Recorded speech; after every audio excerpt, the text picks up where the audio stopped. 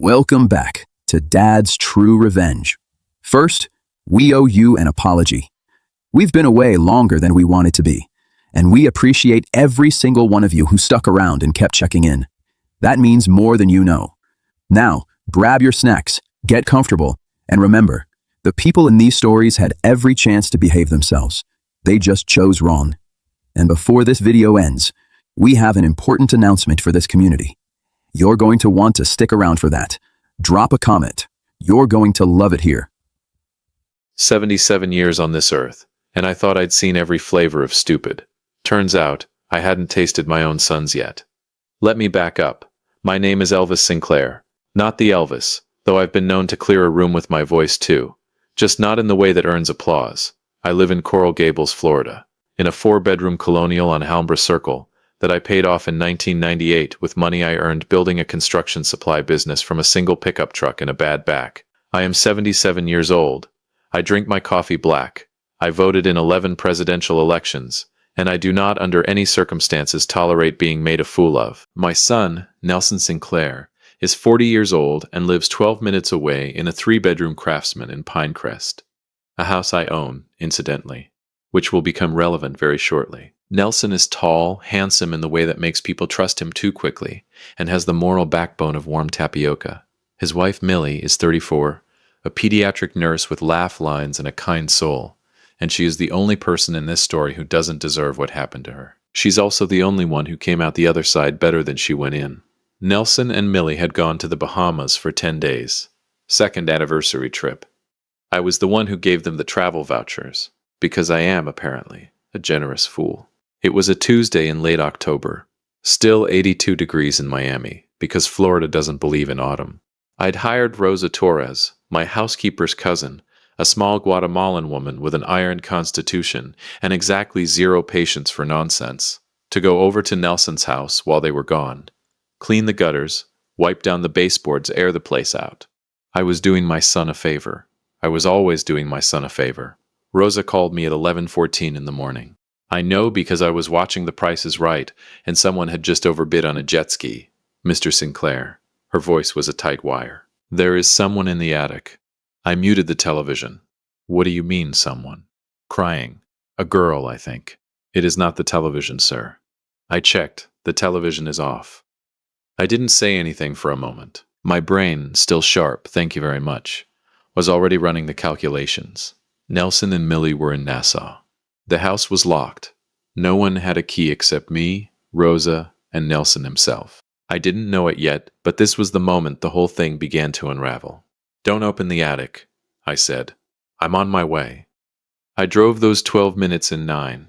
I will not confirm or deny that I ran a yellow light on Old Cutler Road. Rosa met me at the front door, her cleaning apron still on, holding a mop like a weapon.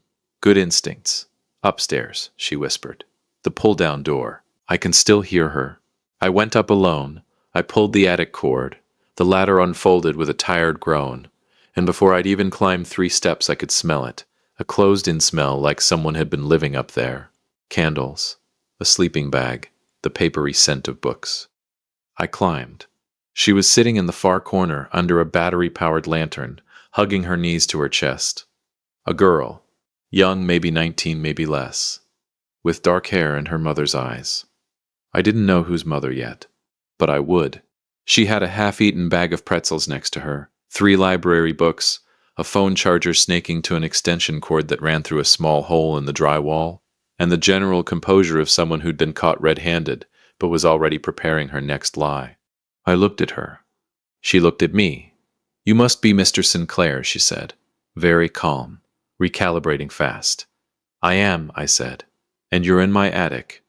She exhaled and pressed her lips together, and then, right on cue, her eyes filled with tears. Beautiful tears, I'll give her that. Perfectly timed. I didn't know where else to go, she said. Her name, she told me, was Jade. She was 19. Nelson was her father. She'd only found out recently, she said, after her mother got sick. Very sick. Stage 3 tumor. Brain. Surgery was the only option, and they didn't have insurance. And her mother had been so ashamed she'd reached out to Nelson, and then just disappeared. Left. And Jade had nowhere to go, so Nelson had said she could stay here, just for a little while, just until they figured something out, and please, please don't be angry at him. He was just trying to help. It was a very good performance. The tears, the trembling chin, the way she looked down at her hands when she mentioned her mother, like grief was something she carried in her palms. I nodded slowly and said, "Well, let's get you out of this attic." I helped her downstairs. I asked Rosa to make some tea. I sat across from this girl at my son's kitchen table, and I listened to every single word she said, and I believed none of it, not a single syllable. Here's the thing about being 77. You've been lied to by professionals. I once had a contractor try to bill me for copper piping he replaced with PVC. I had a business partner in 1987 who embezzled $60,000 and cried at his own sentencing. I have been lied to by politicians, by 3 car salesmen, and once, memorably, by a Baptist minister who turned out to have a timeshare racket in Kissimmee. I know what a lie looks like. It looks exactly like a 19-year-old girl with pretty tears and a story she's rehearsed just a hair too smoothly. But I smiled. I nodded. I said, "You poor thing." Because the best way to catch a liar is to let them think they've already won. I drove home, poured myself 2 fingers of bourbon at 2 in the afternoon. I earned it, and called my guy. His name is Gerald Fitch, retired Dade County detective, now private investigator, and the only man I know who charges by the hour and actually delivers by the hour. I've used him twice in 40 years. Once when I suspected a foreman of theft. Once when Nelson's first girlfriend told him she was pregnant, and something felt off. I was right both times. "Gerald," I said, "I need you to find a woman, possibly named something with a Torres or a Vega, has a daughter named Jade, about 19, and is allegedly dying of a brain tumor in Florida. Allegedly. You heard me. Give me 48 hours. Give me 36. He gave me 42. Good enough. Nelson called me that evening. He was still in Nassau, his voice slightly too casual, the way people sound when they've been rehearsing a call. "Hey, Dad, how's everything?" "Oh, fine," I said. "Quiet. You know how it is." Yeah. "Hey, listen. Rosa didn't go to the house today, did she?" I meant to tell you, you don't have to send her. I'll clean up when we get back." "She went this morning," I said pleasantly. "Found some dust. You know how Florida dust just accumulates." A pause. 3 full seconds. I counted. "Right," he said. "Yeah, okay. You all right, son? You sound a little tense." "No, I'm great. It's beautiful here. Hey, I'll call you when we land Thursday, okay? Looking forward to it," I said. I didn't know yet exactly what Gerald would find, but I had a feeling it would be spectacular. Gerald called me Wednesday afternoon. I was on my back porch watching a heron stand motionless at the edge of my garden, the way herons do. Patient, still, waiting. I respected that bird.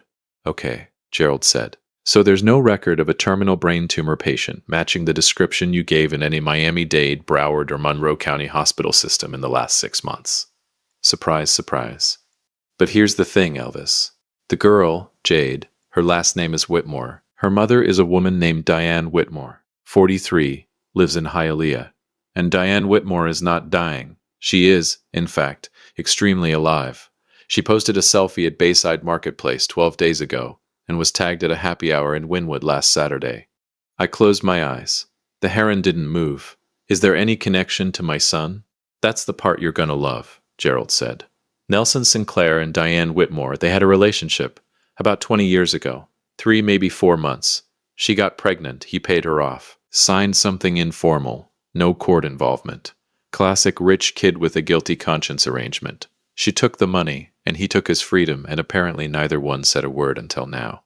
So Jade is his biological daughter. I did some digging on Diane's financials. She's got debt, a lot of it. And in the last 3 months, she's made 2 withdrawals of $4,000 each from her savings account. Almost everything she had. Then, 6 weeks later, Jade shows up in your son's attic with a sob story about cancer. I sat with that for a moment. Diane had sent her own daughter to shake down the man who'd written her a check and walked away 20 years ago. She'd coached that girl on every detail, the tears, the timing, the cancer. She'd turned her child into a con, and Jade, 19 years old and apparently willing, had walked right into that attic and waited. My blood didn't boil right then. It went very, very cold. "One more thing," Gerald said. "I pulled Jade's record. She's 19, but she's got a prior. Petty theft in Broward 2023. Charges were dropped, but the arrest is there. Thank you, Gerald, I said. Send me everything. You want me to do anything else? No, I said. I've got it from here. I hung up and looked at the heron. It still hadn't moved. Patient. Still. Waiting. I understood. Completely. Nelson and Millie flew back Thursday evening. I know because I tracked their flight on my phone, like a 77-year-old man who has learned reluctantly that technology is occasionally useful. I gave him 1 day, let him get home, unpack, sleep in his own bed, feel the false comfort of his own walls. Friday morning he called me, Dad, hey, can I come by? I need to talk to you about something. Of course, I said. Come for lunch, I'll make sandwiches. He arrived at noon, looking like a man carrying a couch up a spiral staircase. His jaw was tight. His eyes were doing that thing where they moved slightly too much, landing everywhere except directly on my face. I made him a turkey sandwich and set it in front of him, and sat down with my own, and took a bite and waited. He lasted about 45 seconds. So, he said, you met Jade. I did, I said pleasantly. I'm sorry I didn't tell you, it's complicated, Dad. She showed up and she needed help, and I didn't know how to. He stopped, started again. Her mom is sick, really sick. And Jade reached out to me through social media, and I know this is a lot, but she's my daughter, Dad, I think. I mean, we look alike, right? And I'm not asking you to accept this all at once. She needs help. I took another bite of my sandwich. It was a good sandwich. What kind of help? I asked. He exhaled like he'd been holding that breath since Nassau. The surgery. It's $62,000. I know that's $62,000, I repeated. I know. But insurance won't cover it, and they need a payment plan started before they'll schedule the OR, and, Dad, she's terminal without it. The tumor's aggressive, and they said, Nelson. He stopped. Look at me. He did. Finally, are you asking me for $62,000? He swallowed. I was going to ask for a loan. 30 maybe, if you could. I have some saved I can get the rest from. A loan, I said. I'll pay it back. You know I'm good for it. Do I? I thought, do I, Nelson? But I smiled. Let me think about it, I said. Give me a few days. The relief on his face was almost painful to witness. He reached across the table and gripped my arm. Thank you, Dad. I mean it. I knew you'd understand. I nodded and refilled his lemonade, and inside my chest, something that had been warm toward him for 40 years, quietly went out. I spent the weekend making preparations with the patience of a man who has absolutely nothing left to prove, and all the time in the world. I called my attorney, Frank Diallo, on Saturday. Frank is 61, went to Georgetown, and has been handling my affairs for 18 years. He does not rattle easily. Frank, I said, I need to make some changes to my will, and I need to talk about the Pinecrest property. How significant are the changes? Nelson is coming out. A pause. Out of the will entirely. Entirely. He also knew, professionally, to keep his personal feelings in a separate drawer. All right. Do you want a trust established for anyone else? I want to make sure she's protected regardless of what happens with the marriage. She doesn't know it's coming yet, but it's coming. How quickly can you draft a notice? Legally, I need to give 30 days in Florida. Start the clock Monday. Can I ask what happened? My son tried to steal $62,000 from me, using his illegitimate daughter and a fake cancer diagnosis. A very long pause. I'll have the paperwork ready Tuesday, he said. Monday morning, I drove to Pinecrest. Jade was still at the house. Nelson had apparently asked her to stay while he sorted things out. As if $62,000 was a sock drawer. She answered the door in pajamas, eating a granola bar, and had the audacity to look pleased to see me. Mr. Sinclair, I was hoping we'd get a chance to really talk. Can I come in? She stepped aside. We sat in the living room, my living room technically in my house, and she arranged herself on the couch with the practiced ease of someone who'd rehearsed this scene. Concerned, grateful, a little fragile. How are you holding up? I asked. It's hard, she said. I try not to think about my mom too much. The doctors say stress is bad for recovery. I said. Which hospital is she at? A flicker, tiny, a pianist hitting a wrong note. She's at Jackson Memorial. Neurology ward? Yes. What's her doctor's name? Another flicker, longer this time. I don't. I'd have to check my phone. I don't have it memorized. Of course, I said kindly. What room is she in? I'd love to send flowers. The flicker became a fracture. Her eyes went sideways and her granola bar hand went still, and the whole performance, the whole carefully constructed thing cracked right down the middle. She started. Don't, I said, quietly. No anger, just a door closing. Don't. I know about Hialeah. I know about Bayside Marketplace. I know about the happy hour in Wynwood. I know your mother isn't sick. I know about the prior arrest in Broward. And I know your mother coached you to come here because she thought my son's guilt was an ATM she hadn't finished emptying. The tears didn't come this time. Something more interesting came instead. A cold, calculating look that told me she was her mother's daughter in every way that mattered. You can't prove anything, she said, 19 years old. Looking right at me. Jade, I said, standing slowly. I'm 77. I have been proving things since before your mother was born. Enjoy the house. You've got until the 1st of November. I left her sitting there with her granola bar. She should have eaten faster. Tuesday afternoon, Frank messengered over the mortgage termination notice. I signed it and sent it back. Tuesday evening, I invited Millie to dinner. Just the two of us. Nelson was working late, or so he'd told her. I suspected he was meeting with Jade to strategize, which frankly, I almost admired. Almost. Millie came in her scrubs, still tired from a 12-hour shift, carrying a bottle of Pinot Noir, because she is a genuinely thoughtful person and I genuinely hated what I was about to do to her day.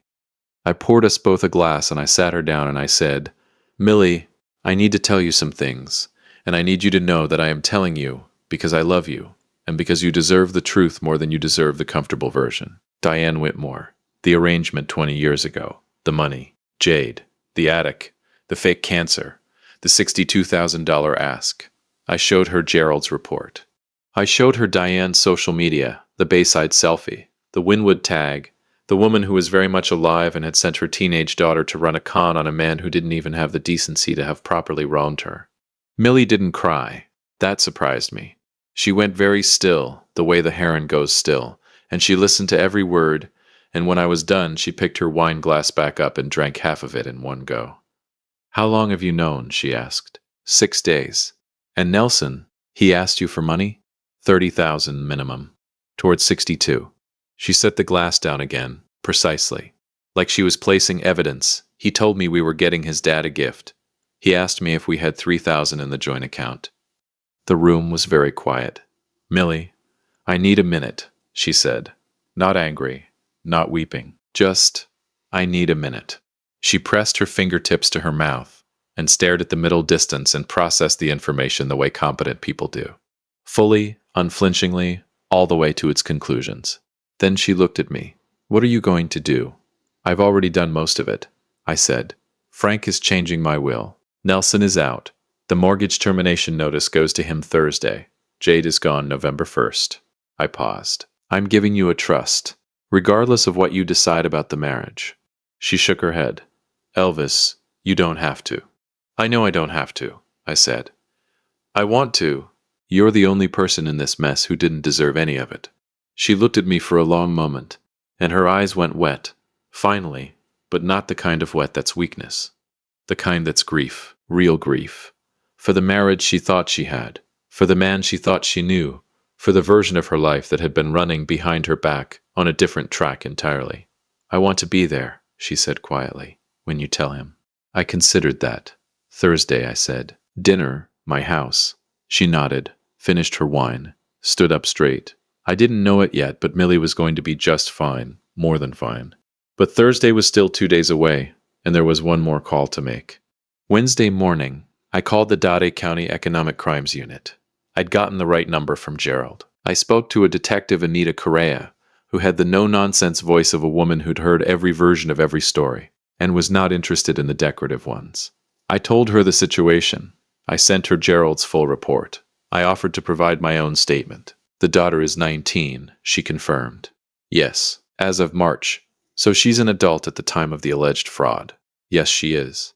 And the mother, you believe she directed the scheme from Hialeah. I have documented evidence that suggests exactly that. Detective Correa was quiet for a moment. Then, Mister, Sinclair, I want to be transparent with you. For a charge to stick, we'd need to establish that money actually changed hands as a result of the fraudulent claim. Did you give anyone money? Not a dollar. A pause. Did your son? I thought about that. I'm not certain. I know he asked me. I don't know if Jade received anything from him directly. Okay, she said. Here's what I can tell you.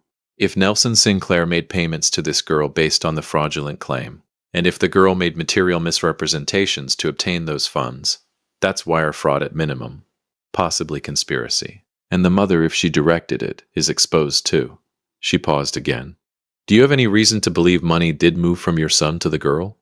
I think, I said carefully, that if you look at Nelson Sinclair's personal account, which I am not at liberty to access, but which a subpoena certainly could, you might find some recent transfers. Detective Correa made a sound that was not quite a laugh. I'll be in touch, she said. She was in touch sooner than I expected. Thursday, dinner, my house on Alhambra Circle. I made steak and mashed potatoes because I am 77 years old, and I know that difficult conversations are easier when there's good food on the table. Don't ask me why.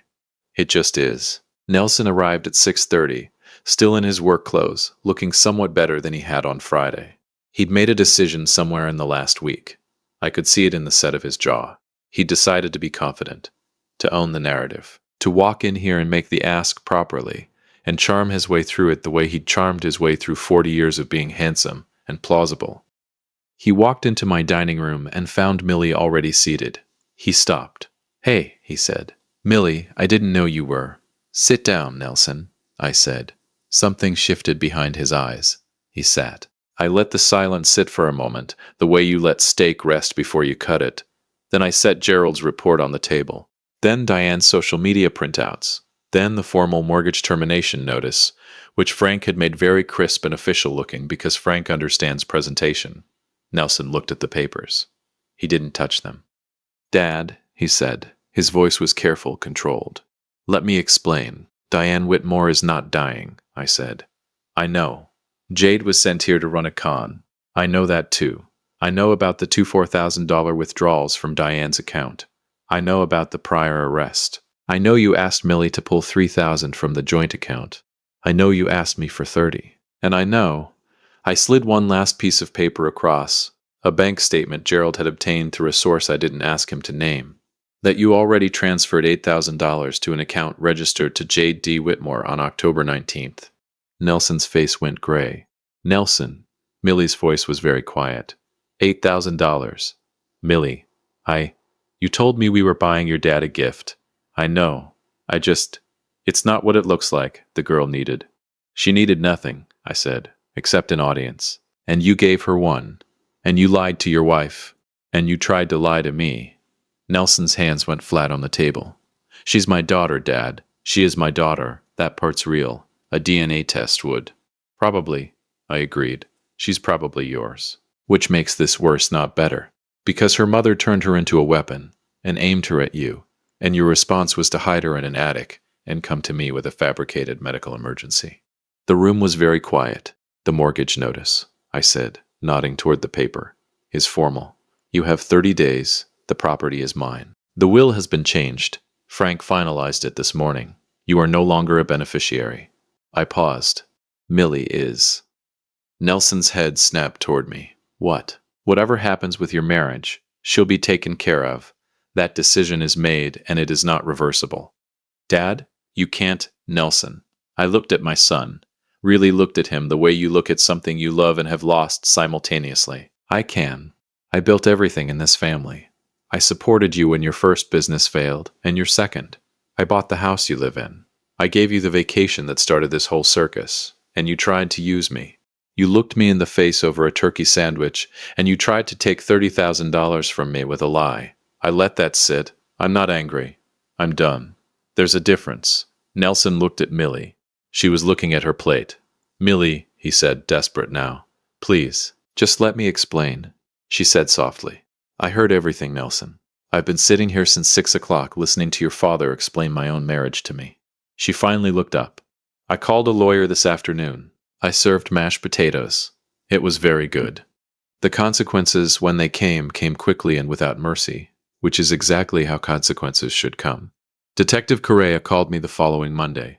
They'd traced the $8,000.